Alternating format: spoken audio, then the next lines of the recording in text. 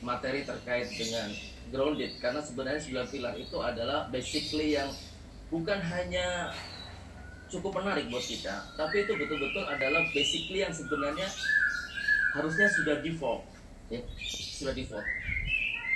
Ada beberapa survei yang menarik. Saya tadi ikut kelasnya Marcos ya. Ada survei menarik dari 300 perusahaan. Mereka melihat yang pertama adalah bahwa mereka sedang menyiapkan strategi sekarang. Hampir 80% survei menunjukkan 400 perusahaan itu sedang menyiapkan strategi yang akan dipakai pasca pandemi. Terus yang kedua, mereka survei hampir 80% mengatakan bahwa pandemi corona ini selesai sampai di kuartal ketiga. Ya, kuartal ketiga. Nah, artinya kalau kita lihat dari kondisi yang seperti itu, sebenarnya ternyata hampir semua perusahaan juga lagi preparation, lagi mempersiapkan apa yang sekarang akan mereka lakukan pasca pandemi itu. Nah, oleh karena itu, kita sebagai alumni grounded, ya, yang sudah sangat tertempa dengan game changer sejak dari kelas, ya, dari kelas kita sudah ayah memberikan sebuah installing. Ya.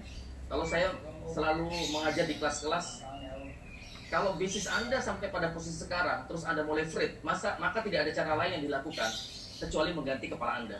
Itu karena sebenarnya saya sudah diganti dulu kepala yang salah ya. Dan itu yang harus saya lakukan di perusahaan saya, di keluarga saya dan semuanya. Nah, itu ada pada kondisi normal sebenarnya. Apalagi dengan kondisi yang sekarang bukan hanya fuka, tapi lebih kepada fukas gitu. Lebih kepada fukas. Lebih brutal lagi. Sehingga teman-teman, harusnya 9 pilar itu bukan hanya default, tapi bagaimana kita coba enrichment, kita coba explore lagi, sehingga dalam bahasa saya kita akan melakukan explosion. Kita akan ledakkan 9 pilar itu supaya di 9 pilar itu kan ada create money dan create life ya.